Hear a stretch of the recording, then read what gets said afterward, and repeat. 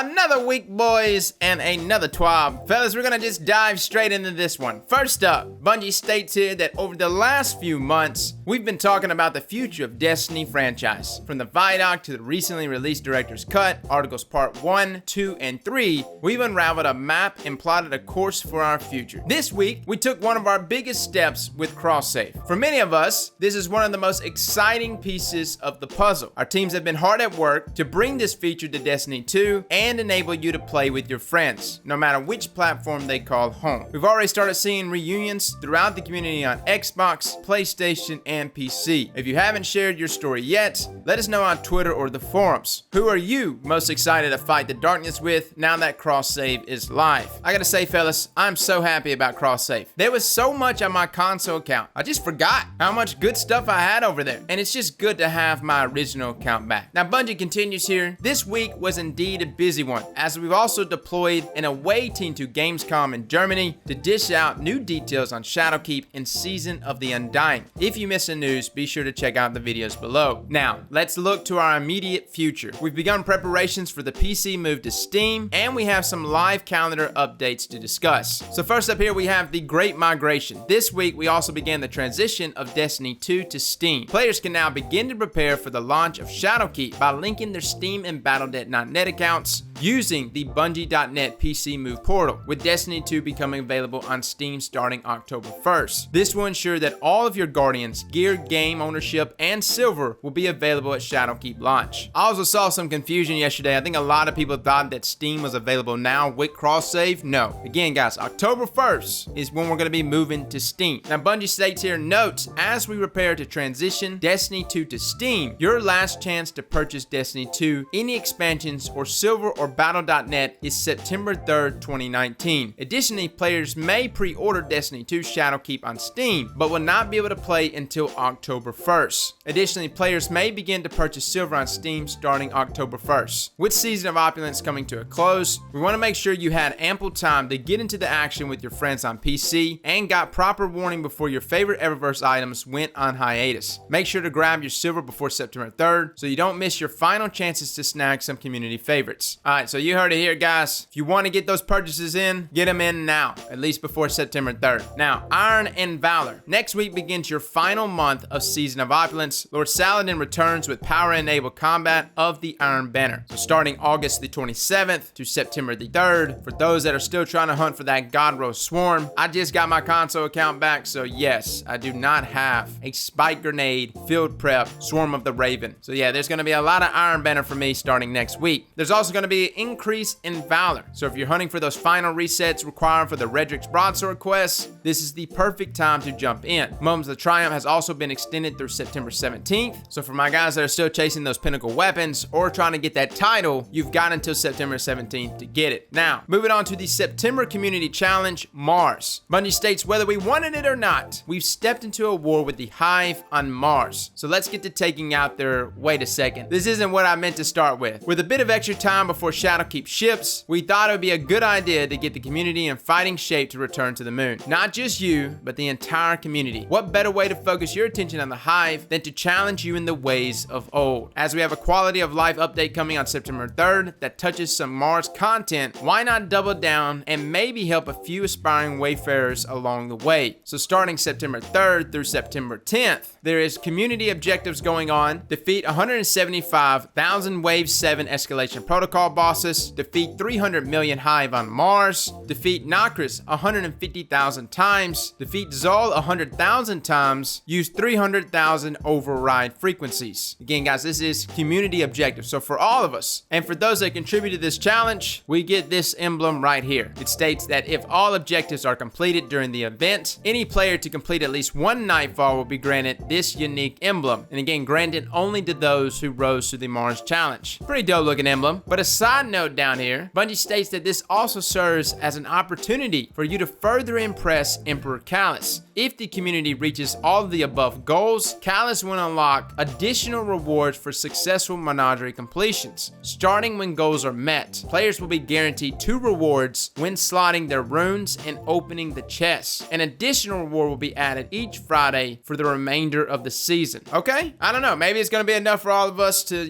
jump into Mars and start doing escalation protocols. I know we are going to be getting a rework to the menagerie and its rewards to begin with. So if we're already going to get improved loot drops from the menagerie on top of whatever this unlocks, the loot could be good. Is it going to be as good as it was like this past June? I don't know. That's going to be tough to beat, man. So guys, that's pretty much it. For those that have not finished Solstice of Heroes, this week is the final week for players to participate in Solstice of Heroes. After this week, the European Aerial Zone will no longer be accessible, and you'll no longer be able to upgrade your uncommon and rare renewed Solstice of Heroes armor sets. For those that have unlocked the legendary Majestic armor sets, you may continue to complete objectives and masterwork that armor set after Solstice of Heroes concludes. Well guys, that pretty much wraps up our TWAB, man. I honestly was hoping for more this week. We still have not seen anything Sandbox wise. I mean, I know we're like more than a month out from a release here, but normally there's like a Sandbox update that leads into one of these big expansions. They normally don't like to drop major Sandbox changes when the new expansion drops because that's just so much happening at once. I really want to know what we're going to look like Sandbox wise. And kind of right now for us has been somewhat stalled because I really want to know, are we going to be looking at the same PvE meta next season as well as PvP? I mean, it works both ways, but especially PvE. Hopefully we hear something within the next week. As far as Solar Week, because many of us saw there was something data mined, we were supposed to receive a Solar Week actually this week or even next week. Bungie has not mentioned it. Again guys, there's so much stuff in the database that's there, but obviously Bungie must have everybody just trying to get Shadowkeep shipped, and again, we may not see those type of major Sandbox changes happening anytime soon. Fellas and ladies, thank you all for coming and watching, and as always, slap that like button like your mama told you right.